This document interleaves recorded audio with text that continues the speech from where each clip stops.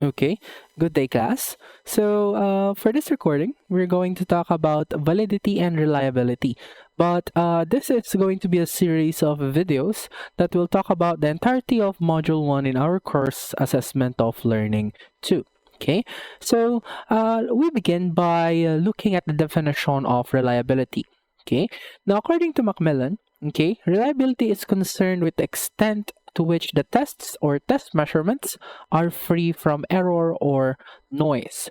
Okay, so in other words, what Macmillan means to say is that tests tend to have some sort of error. Okay, because the idea is that when we measure something, when we measure performance, there is a particular element.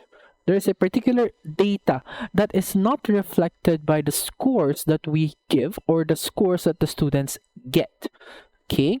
So, in other words, again, ang reliability is basically the extent on which the tests are free from these types of um, untranslated skills. Okay? Now, ang nauna ko nabasa yung kay Macmillan, but you can say that reliability is basically the consistency of assessed scores in relation to another test instrument.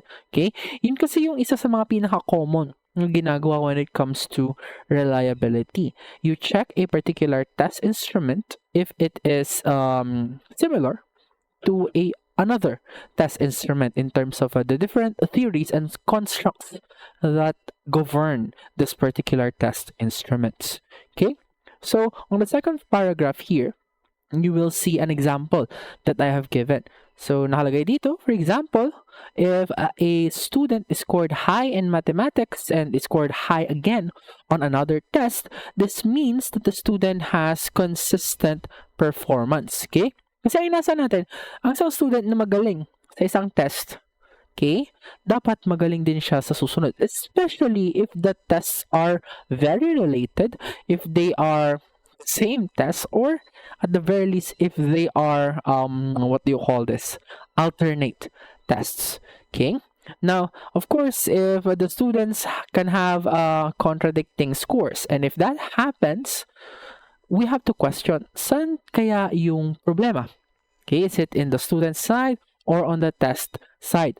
You have to remember, class, that when you are checking for reliability, you are either checking the reliability of the performance of the student or the reliability of the test paper.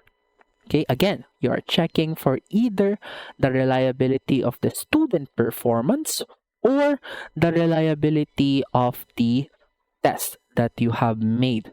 Okay, so in terms of the test, okay, you will see here in the table that I have given, you have the students Marcy, Wancho, etc., their scores in quiz 1, quiz 2, and quiz 3. Okay, so if you can notice, if a student scored high in quiz 1, or if they scored low on quiz 1, halos pareho rin yung degree ng scores nila sa quiz 2. For example, kay Marcy, 17/20 sa quiz 1 ang taas. Sa quiz 2, 13/15 din siya. So they are, the scores are consistent in terms of Marcy. Kay Julito, ganun din, somehow. Nakalahati niya, yung quiz 1, yung quiz 2, lampasin ng kalahati. Okay? And kay Tomasito, medyo nahuhuli siya.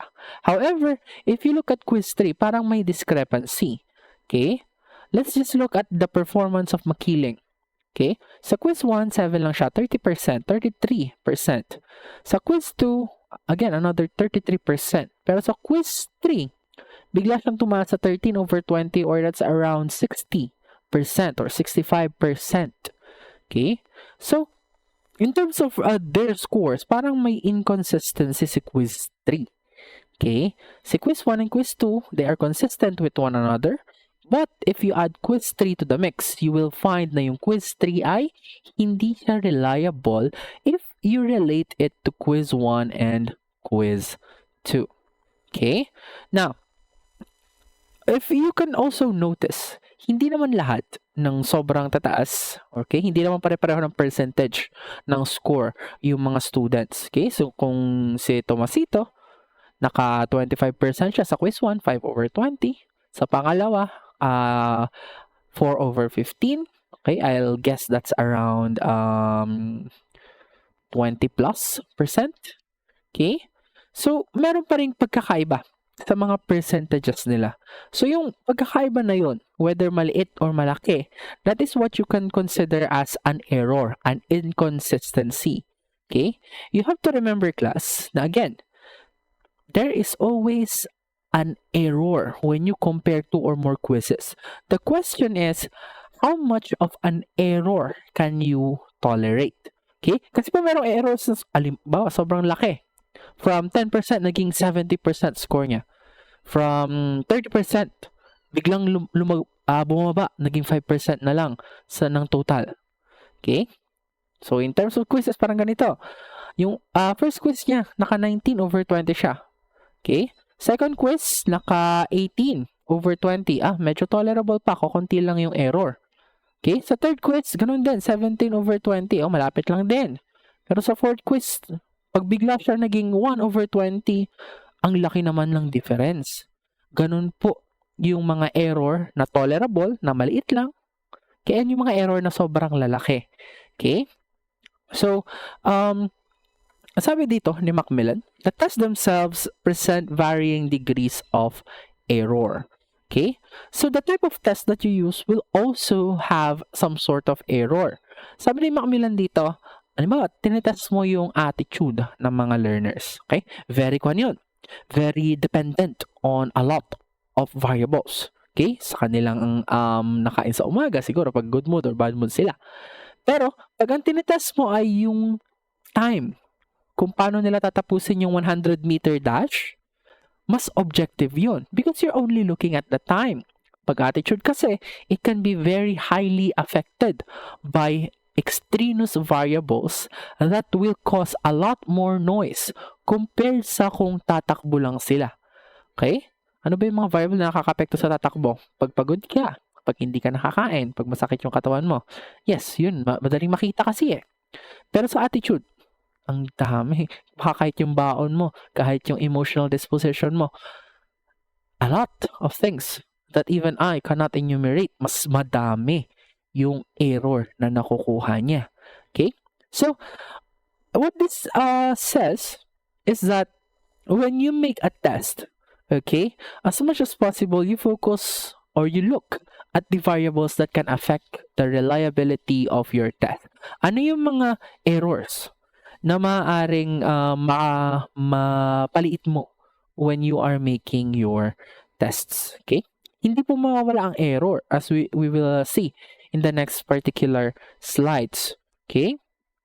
But the idea there kasi, pag nalaman mo yung error, okay, you will have an idea kung ano na talaga yung true score ng mga learners mo. The main idea na ginagamit ng mga psychometrician when it comes to checking the skills of the performance or the construct of a particular student is this. The observed score is a combination of their actual score, their signal, plus some sort of noise. Okay? So, pag nawawala yung error, pag nawawala yung noise, yung na-observe mo na scores nila, palapit ng papalapit sa kanilang totoong kakayahan. Okay? So, for example, yung bata, magaling na magaling sa math. Okay? Parang ganun yung signal. However, nakita mo sa observed score niya, parang mababa. Baka there's something wrong. Baka merong error na nagkukos ng ganung kalaking discrepancy sa true score or at least sa pinaniniwalaan mong true score at sa observed score. Class, strictly speaking, true score or signal can never be measured. Especially since may mga errors po tayo na hindi rin na-measure. What's important to take note here is that yung observed score na nakukuha natin, yung mga scores sa quiz, yung mga scores sa rubrics, yung grades, all of them are only observed score. They are a reflection of the true performance of the learner na merong kahalong noise. Okay? So in this regard, sabi dito, error may be positive or negative. Meron din po kasi tayo mga positive errors. Okay? So, ang mga positive error is, for example, pag maganda yung gising ng isang estudyante. Okay? Pag binigyan siya ng extra baon. Okay? Pag nag-good morning yung bebe niya. Okay? All of those things can improve the mood of the student. Minsan, pag maganda yung mood mo, mas mabilis nakakaisip yung iyong isip. Okay? Mas mabilis nakaka-recall, mas mabilis nakaka-connect ng information para makasagot ng pen and paper test.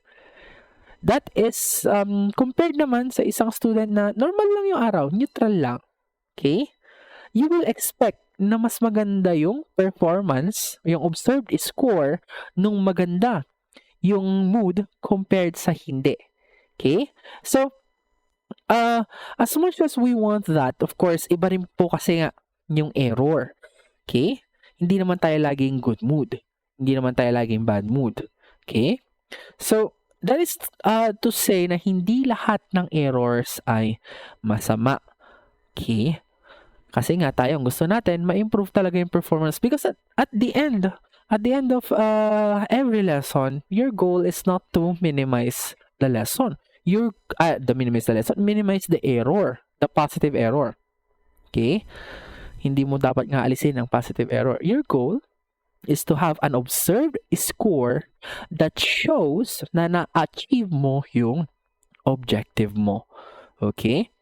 So, nagiging problem ito. Hindi mo naaabot yung objective mo kapag meron kang negative error. Okay?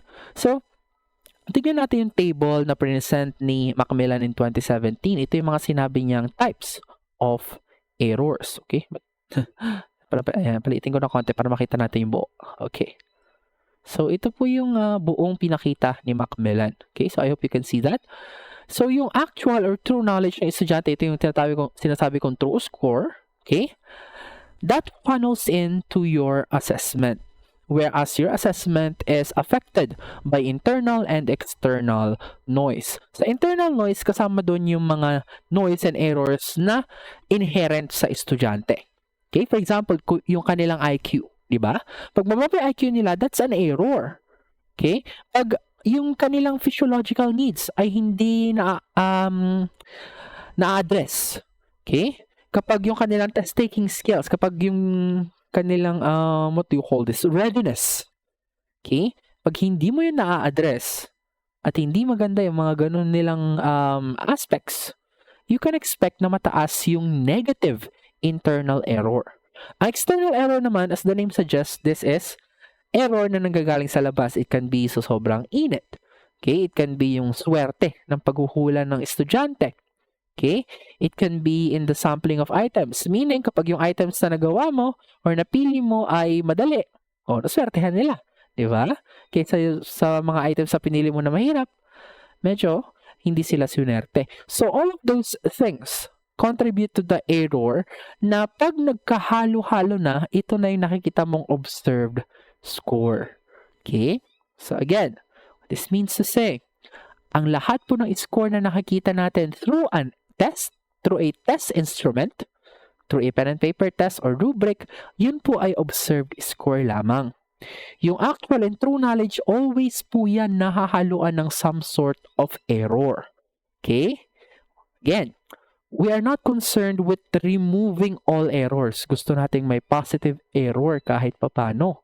Okay? Nagiging problema lang kapag sobrang laki na ng error na nagiging inconsistent na yung reliability ng test or yung reliability ng performance ng iyong student. Okay?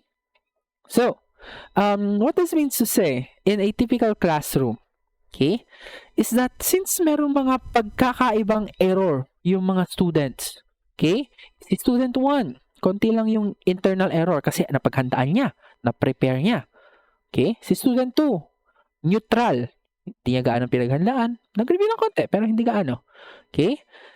Kung pareho yung kanilang true score, kung pareho yung kanilang true skill, you will notice si student 1 na mas nag-prepare ng konti, mas mataas yung kanyang score. But this does not always mean na mas mataas yung kanyang true score. This might mean na yung error yung nagpapataas lang talaga sa kanya. Okay? Kaya minsan, meron tayong mga grade bracket. Lahat ng students na merong performance ng 81 to 86, nandun sila sa A, B, or C. Okay, lahat ng student na merong raw score na 7 hanggang 10, ang kanilang transmuted grade ay 80. Mga ganun.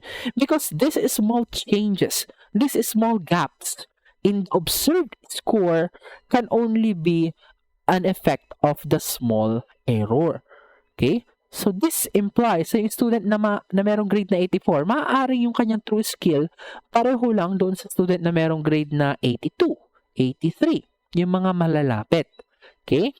Again, class, pag magkakaroon tayo ng mga test, okay, we are expecting small errors. Siyempre, alam naman natin na yung estudyante na nakagrade ng 84, malayo yung true skill sa nakagrade na 75, especially if you have controlled for the errors. Especially kapag nag-provide ka ng aircon, parang ganun. Especially kung sinigurado mong lahat sila nakakain, di ba? Nag-aalis ka ng error. Okay? So, iba na pag na-prepare mo yung error.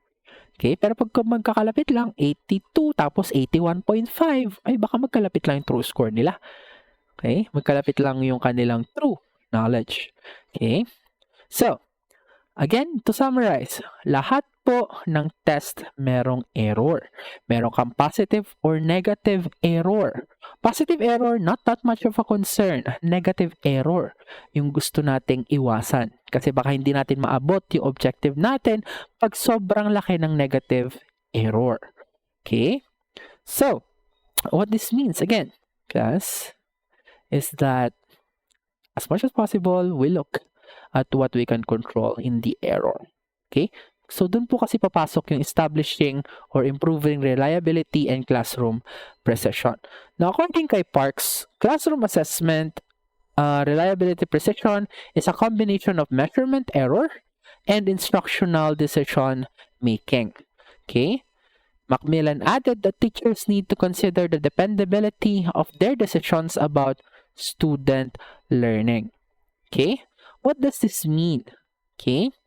This means kasi na pag ang error mo ay malaki, ang reliability mo ay mababa. Pag mababa yung reliability ng isang test or pag mababa yung reliability or consistency ng isang estudyante, yung desisyon na magagawa mo mula doon ay hindi magiging maganda. Marami siyang mga problems on hand. Okay? Yun po yung iniiwasan natin. Gumawa ng desisyon base sa hindi reliable na scores. Kaya nga tayo, di ba, hindi tayo nagtitiwala sa unreliable sources. Ganon din dapat sa assessment. Hindi tayo gumagawa ng desisyon kung hindi natin na-ensure na reliable ang isang test. Okay? So, regarding establishing reliability, ang sabi ni Macmillan, sa kay Macmillan purely galing ito, okay? If one subgroup of students always scores well, if another subgroup of students always score low, then this means maganda na yung reliability mo. Okay? Reliability ng estudyante ito. Pag meron kang mga estudyante na talaga magagaling all throughout, ibig sabihin consistent yung estudyante na iyon. Okay? That is, when responses to the same types of questions or problems are consistent, the responses tends to be reliable. Okay? So, pare-pareho po yung degree o yung degree ng skill sa pagsagot ng mga bata sa mga test questions mo, it means reliable yung mga test questions mo. Okay? Kaya po minsan, nagkakaroon din ng problem. Okay? Teachers often disagree. Kung ano ba, okay, how do you properly assess the different types of tests? Sa pag-usapan natin dati na meron tayong mga objective test, mga test na merong isa at isa lang yung sagot. Sinasabi natin mas reliable sila. Bakit? Kasi walang gaanong error sa scoring. Pag tama mo yung multiple choice, may 1 point ka. Pero sa essay, medyo problematic yon. Okay? Kasi ang minimeasure mo sa essay yung idea, yung answer, yung buong answer na iba-iba lahat ng estudyante. Okay? That's an example kung paano ba natin mai-improve yung reliability. Kaya ako po, hindi po ako gumagamit gaano ng essay. Kasi po, yun po ay kadalasan unreliable. Kaya po, minsan, kung gusto mong reliable, mag-multiple choice test ka. Okay? So, kung gusto mo pa rin madagdagan, okay, yung iyong reliability, sabi ni Parks, dapat daw magkaroon ka ng clear directions and guidelines sa pagsasagot. Okay? So, dapat yung iyong directions, consistent na yun all throughout the semester. Kung bibilugan, kung ilalagay is before the test items, ganun na yung directions mo. And of course, okay, pag mas marami po yung test items mo, mas reliable yung iyong entire test. Okay? Now, among the things that we need to find or that we need to check is that the greater number of test takers would yield to a more reliable result. Okay? Pag mas marami kang sample size, this comes from the idea of statistics. Okay? Mas accurate nila na ipapakita yung performance ng entire class or ng entire third years or ng entire year, entire group of students. Okay? Kasi nga, mas madami yung iyong sample. Mas marami ka rin nako-cross-reference. Si student 1 ba, ganito. Si student 2, student 3, etc. etc. Okay? So aside from the increase in the number of students, kung gusto mo ring mataas ang iyong reliability, sabi, hindi ka pwedeng gumamit ng very easy or very difficult na test. Okay? So, ako po ay sala rin dito. Sabi niyo po, difficult yung aking mga tests. Perhaps that is true. Perhaps to others, it is not. But nonetheless, okay, ang teacher po kasi, as much as possible, we adjust. Okay. Yung iba, medyo hindi. Okay? But nonetheless, in an ideal world, okay? Kasi po, I want to test you, kaya medyo hinihirapan ko. But in an ideal world, okay? Kailangan po nating i-adjust lagi yung difficulty. Kaya po yung ibang teachers, marami pong test bank. Meron silang very easy test, very easy, tas mga kung ano-ano pa. Okay? So, aside from having a test item na tama lang yung difficulty, nakakatulong din po malaki yung table of specifications. Okay? Kasi po, ang table of specification, ini-ensure niya po na yung balance ng hots and lots ay tama lang. Okay? Kasi po, the idea is, pag hots yung ginagamit mo, mas malaki yung cognitive process na ni-utilize ng student. Pag mas marami, pag mas mataas yung cognitive process, mas mahirap. Okay? Kaya po minsan, nagpo-focus tayo sa lots para mas mapadali ng konti. Pag sobrang dali naman, maglalagay ka ng konti sa hots. Okay? Kaya po minsan binabalance yan. Pero usually, 70-30 nga yan. 70 is for hots. Okay? 30% is for lots. Lalo na sa mga estudyante na develop na yung pag-iisip. Okay? So, next. Macmillan also states na dapat kahit papano, meron tayong consultation sa colleagues. Okay? This is because your colleagues can have insights na hindi mo nakikita. Okay? This is very useful for brainstorming. Kamusta yung performance si student A sa'yo? Magaling din ba siya? Etc. etc. This is very helpful kung kukunti lang yung iyong point of reference. Okay? For example, sa akin, magaling si, nag-isip lang ako, magaling si Corpus sa klase ko. Tinanong ko yung isang instructor. Sabi niya, ay, si Corpus mahina sa klase ko. Oy, so baka merong problem with the reliability. Magiging problema talaga yun pag halimbawa pareho kami ng co-instructor ko na math. Bakit sa math ko magaling siya? Sa math na isa, hindi. There must be something wrong. And if there is something wrong, at least kahit pa paano makikita natin yun. Makikita namin na magaling pala siya sa isang field, hindi. So how do we improve? All of those decision making, all of those inferences stem from having a reliable source of information. Okay? So again, paano ba magiging reliable? Okay, ibalik ka ulit sa taas. Okay? Sabi, gumamit ka ng maayos na guidelines. Okay? Mag-research ka. Ano yung consensus when it comes to the different types of tests? Okay? Ano po ba yung iba pa na pwede nyong gawin? Yun nga, magdagdag ng test items. Magdagdag ng number of students na iti-test. Of course, sa atin kasi fixed na yung number of students, so medyo mahirap nang gawin ito. Usually, ginagawa to sa pilot testing. Okay? Next, ang difficulty, dapat balance lang. Okay? Magagawa mo ito pag gumagamit ka ng table of specification. Okay? Next, dapat po gumamit tayo ng mga mas reliable na tests. Gumamit tayo ng mga objective tests aside from constructed response tests. And finally, we consult with our co-faculty or co-teachers kasi meron nga silang insight na hindi accessible sa atin. Okay? So, as a final note here, high reliability is required when making life-changing decisions. Okay? So, for example, yung mga tests po ninyo, ini-ensure namin na high yung reliability niyan. Okay?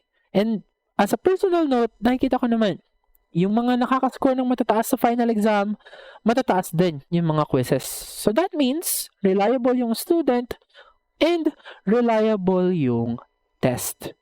Okay? So, ito po. How do you enhance classroom assessment? Okay? So, number one, provide clear guidelines. Nasabi ko na. Use a sufficient number of items. Okay? Sufficient number of items. Yung tamang number lang. Kung 1 to 10, baka naman pwede mong gawing 1 to 15. Okay? Kung 1 to 20, malaki na yun. 1 to 20. Use independent raters or observers. Okay? This is useful pag nag-grade ka ng mga performance task. The more judges there are, the more reliable the score or the average score will be. Construct items and tasks that clearly differentiate students on what is being assessed. What this means is kung ano yung kinoconstruct mong items, dapat yun talaga ay nakabase sa iyong objective. Okay? Dapat yung mga items tinitest yung cognitive skills ng students.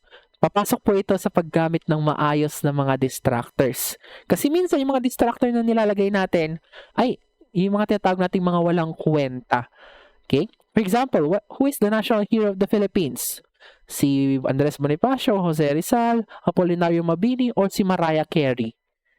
Okay? So, makikita nyo pa lang po, sa distractor na yon, problematic na.